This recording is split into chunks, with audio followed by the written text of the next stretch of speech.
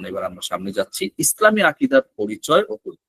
আকীদা কাকে বলে, আকীদার পরিচয় কি, এটার গুরুত্ব কি, এইগুলো নিয়ে আমরা এই পর্বে আলোচনা করব ইনশাআল্লাহ। চলুন দেখুন, আমরা দেখছি যে আকীদা বলা হয় আল আকিদা, এটা এটা আরবি ভাষার শব্দ। এই শব্দটা এসেছে আরবি আল আকদু শব্দ থেকে। আপনাদের মধ্য থেকে কে কে এমন আছেন যে যারা আরবি ভাষা বুঝেন, কম আর বেশি কিছু কিছু বুঝেন, এমন কারা কারা আছেন একটু কমেন্টে জানান। হ্যাঁ, মাশাআল্লাহ, আমি আরবি ভাষা বুঝি।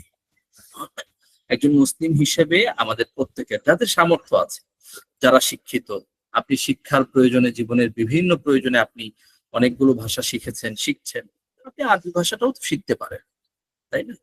আরবি ভাষাটাও আপনার শিখার তালিকায় আসতে পারে। তো আপনাদের মধ্যে কে কে এমন আছেন যারা আরবি ভাষাটা কম আর বেশি জানেন একটু আমাদেরকে জানান। তো যে বিষয়টা বলছিলাম যে আল আকদু শব্দ থেকে এই শব্দটা এসেছে।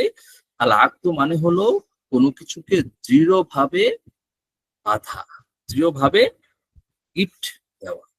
আমরা ওই যে গিট্টু দেয় না বিভিন্ন কিছুতে, এইটা। আচ্ছা, আমি দেখছি যে ২ জন লিখেছেন, যে হারুনুর রশিদ, ফৌজিয়া জান্নাত, আপনারা লিখেছেন কিছু কিছু বুঝেন। ভালো, মাশাআল্লাহ, খুবই ভালো।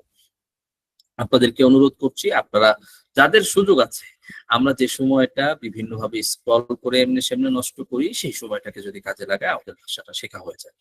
তো যাই হোক, আমি যে কথাটা বলছিলাম যে আল আকদু শব্দ থেকে আকীদা শব্দটা এসেছে, অর্থাৎ মজবুত ভাবে কোনো কিছু বাঁধা, এই শব্দ থেকে আকীদাটা এসেছে। আকীদাটা হলো এমন জিনিস যেটা মজবুত হতে হয়, যেটার মধ্যে কোনো কম্প্রোমাইজ চলে না।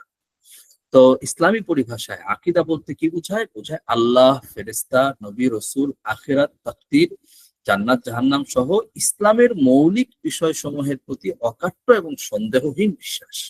এবার আমি একটু ব্যাখ্যা,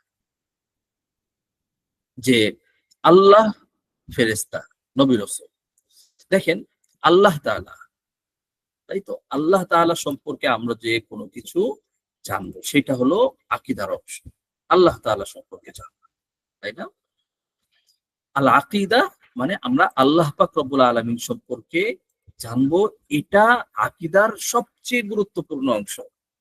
যে আল্লাহ পাক রব্বুল আলামিনের পরিচয় সম্পর্কে আমরা জানবো, এটা হলো আকীদার সবচেয়ে গুরুত্বপূর্ণ অংশ। আচ্ছা, এরপর ফেরেশতাদের সম্পর্কে জানবো, ফেরেশতাদের সম্পর্কে আমরা জানবো, এটা আকীদার সবচেয়ে গুরুত্বপূর্ণ অংশ। এরপর নবী রাসূলদের সম্পর্কে জানবো, আখিরাতের সম্পর্কে জানবো, তাকদীরের সম্পর্কে জানবো, জান্নাত জাহান্নাম সম্পর্কে জানবো, ইসলামের প্রত্যেকটা মৌলিক বিষয়সমূহ সম্পর্কে জানবো, এবং শুধু জানা নয়, সেই জিনিসগুলোর প্রতি অকাট্য এবং সন্দেহহীন বিশ্বাস, এই বিশ্বাসটাকে বলা হয় আকীদা। বুঝতে পেরেছি আমরা আশা করি সকলেই, যে আল্লাহ, ফেরেশতা, নবী, রাসূল, আখিরাত, তাকদীর, জান্নাত, জাহান্নাম সহ ইসলামের মৌলিক যত বিষয় আছে, আল্লাহর রাসূল সাল্লাল্লাহু আলাইহি ওয়াসাল্লাম আল্লাহ তাআলার পক্ষ থেকে আমাদের কাছে যা কিছু পৌঁছিয়েছেন, আবার বলছি আমি কথাটা, আল্লাহর রাসূল সাল্লাল্লাহু আলাইহি ওয়াসাল্লাম আল্লাহ তাআলার পক্ষ থেকে আমাদের কাছে যা কিছু পৌঁছিয়েছেন, এই সব কিছু হলো আকীদা। এই সব কিছুর প্রতি বিশ্বাস রাখা, অকাট্য বিশ্বাস, সন্দেহহীন বিশ্বাস। অকাট্য বিশ্বাস কাকে বলে? এমন বিশ্বাস যে বিশ্বাসের মধ্যে কোনো সন্দেহ নাই। এমন ভাবে আল্লাহ, আল্লাহর রাসূলের কথার উপর আমাদেরকে আস্থা রাখতে হবে, যেন আল্লাহ, আল্লাহর রাসূল যা বলেছেন সেটা সব কিছুর উপরে আমরা রাখতে পারি। যে আল্লাহ, আল্লাহর রাসূল যা বলেছেন সেটার উপরে আর কোনো কিছু নেই। এই ধরনের বিশ্বাস রাখতে পারাটা হলো আকীদা। এই ধরনের বিশ্বাস রাখতে পারাটা হলো আকীদা। আশা করি আমরা বুঝতে পেরেছি সবাই।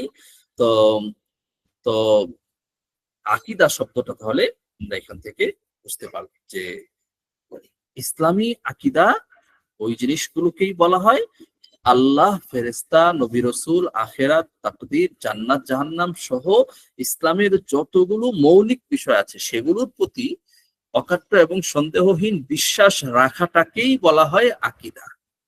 তার মানে আমরা যদি বলি একজন মানুষের আকীদা সঠিক কিনা, আকীদা ঠিক আছে কিনা, এই কথাটার অর্থ এবং উদ্দেশ্য হয় এইটা, যে এই মানুষটা আল্লাহ এবং তার রাসূলের প্রতি সঠিক বিশ্বাস রাখে কিনা, আল্লাহ এবং তার রসুলের প্রতি সে অকাট্য বিশ্বাস রাখে কিনা, আল্লাহ এবং তার রসুলের প্রতি সন্দেহহীন বিশ্বাস সে রাখে কি না।